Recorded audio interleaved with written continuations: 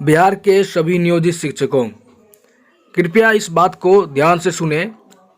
अभी आप लोगों को एकता में रहने की बहुत आवश्यकता है।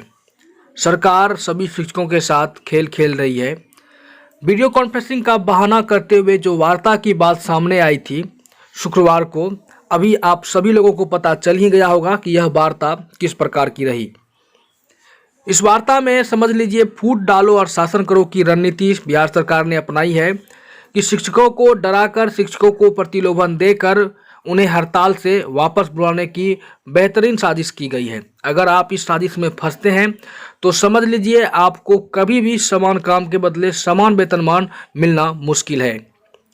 दिनांक 24/4/2020 को आहूत वीडियो कॉन्फ्रेंसिंग में उठाए गए कतिपय बिंदुओं पर आवश्यक मार्गदर्शन के आधार पर जो पत्र जारी किया गया है, उसमें से सबसे पहली बात जो कही गई है कि निलंबित शिक्षकों को उनके निलंबन अवधि के लिए जीवन निर्वहन भत्ता का नियमानुसार भुगतान सुनिश्चित कराया जाए। लेकिन इस लाइन में भी टर्म्स और कंडीशन सरकार ने लगा दी है। माध्यमिक शिक्षक, उच्च माध्यमिक शिक्षक, पुस्तकालय अध्यक्ष जो हड़ताल से वापस आकर योगदान देने के इच्छुक है को प्रभावी लॉकडाउन के कारण आवागमन बाधित होने की स्थिति में यदि जिला कार्यक्रम पदाधिकारी के कार्यालय में जाकर योगदान देने में कठिनाई हो तो इस आशय की सूचना अंकित करते हुए माध्यमिक, उच्च माध्यमिक विद्यालय जिस प्रखंड में हो उस प्रखंड में प्रखंड शिक्षा पदाधिकारी के समक्ष अपना योगदान दे सकते हैं। प्रखंड शिक्षा पदाधिकारी के कार्यालय में एक पंजी अलग से संधारित करते ऐसे शिक्षकों की सूचना लिपिबद्ध की जाए। साथ ही इससे संबंधित प्रतिवेदन जिला शिक्षा पदाधिकारी कार्यालय को दे दी जाए। अब यहाँ पे सोचने वाली बात है कि शिक्षकों की एक अलग से रजिस्टर इसलिए बनवाई जा रही है ताकि सरकार को यह पता लग सके कि कितने शिक्षक हड़ताल पर गए थे और हड़ताल से वापस आ गए। अगर इसकी संख्या कुछ भी ज़्यादा पहुँचती है तो उनके मन में यह बात बैठ जाएगी कि शिक्षक को इसी प्रकार से भय दिखाकर, प्रलोभन देकर हड़ताल से वापस लाया जा सकता है और बिना किसी वार्ता के वे हड़ताल तोड़वाने के पक्ष में सरकार लगी हुई है।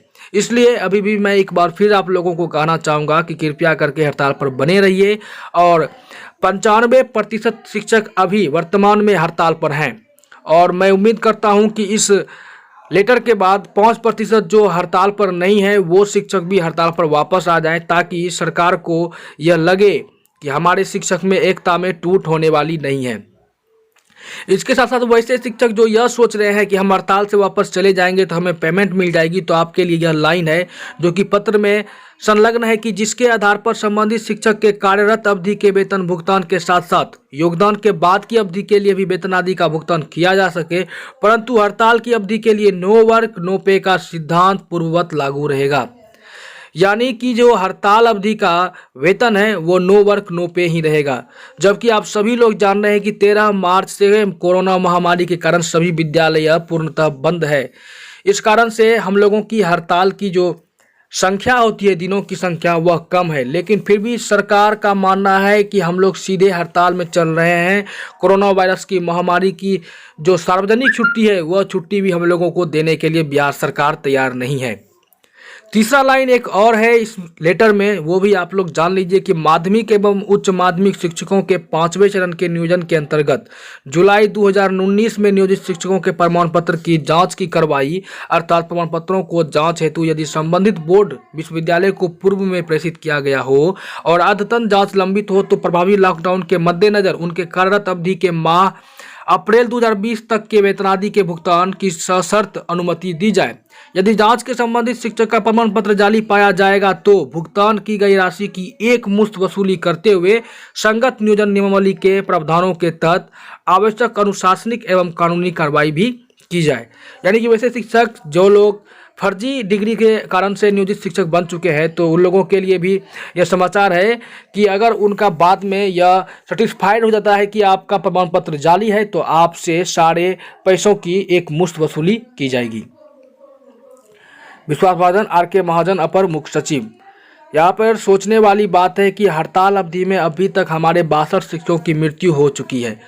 असामयिक हड़ताल में मृत्यु हो चुकी है, लेकिन बिहार सरकार की नींद खुलने को तैयार नहीं है।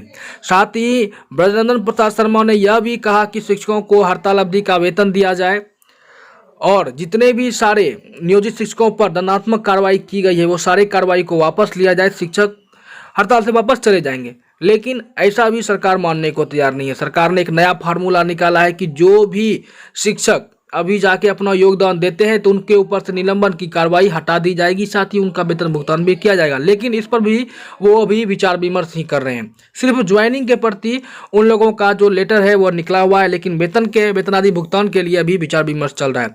अब सोचने वाली बात है, अब आप लोग जो विचार करें। उम्मीद करूंगा वीडियो अच्छी लगी हो। वीडियो को लाइक कीजिए, शेयर कीजिए। धन्यवाद।